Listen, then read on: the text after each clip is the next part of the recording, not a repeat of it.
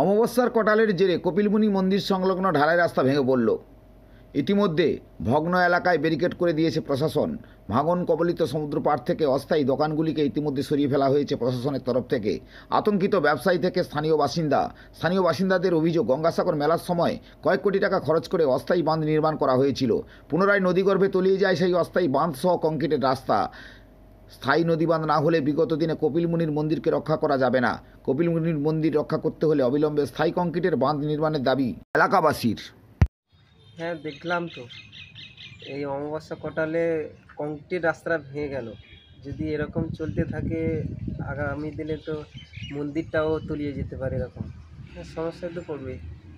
যেভাবে ভেঙে যাচ্ছে এটা কিছু একটা সমাধান না করলে আগামী দিনে আমরাও বিপদে পড়ব। মন্দির আছে, মন্দিরটা ভেঙে যেতে পারে। আর এইটা সরকারের কাছে আমাদের বিনীত আবেদন, এইটা একটা স্থায়ীভাবে কিছু করার জন্য।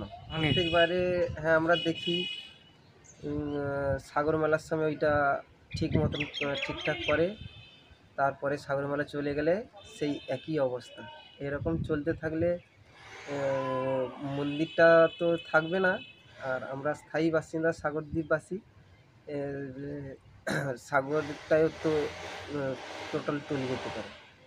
হ্যাঁ, আমরা তো আতঙ্কে আছি। এরকম যদি প্রতি বছর তলিয়ে যেতে থাকে তাহলে এখানে আমাদের থাকা মুশকিল হয়ে যাবে, বা সব কিছু ভেসে যেতে পারে, জলোচ্ছ্বাস হতে পারে।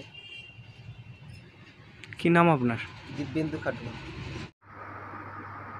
হ্যাঁ, গঙ্গাসাগরে 2 নম্বর থেকে 4 নম্বর রাস্তা টুয়ার্স ওখানে যে ভাঙন প্রবণতা সেটা পরিলক্ষিত হচ্ছে, কিন্তু ইরিগেশন ডিপার্টমেন্ট থেকে আমরা একটা প্রজেক্ট নেওয়া হয়েছিল টেট্রাপট ফেলে, তা সেটা ফেলা হয়েছে। তার ফলে 1 নম্বর এবং 5 নম্বরে কিছুটা হলেও পলি জমেছে, এবং আগামী দিনে যেটা 4 নম্বরের কাছে প্রচুর পরিমাণে গভীর হয়ে গেছে, ডিপার্টমেন্ট থেকে ওখানে প্রোটেকশান করে ব্যারিকেড করা হয়েছে।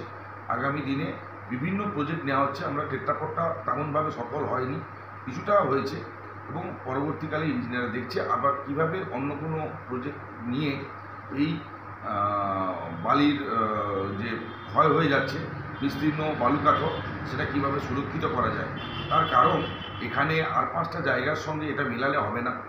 দীঘা টিঘা ওখানে লোক এককালীন এত লোক চান করে না।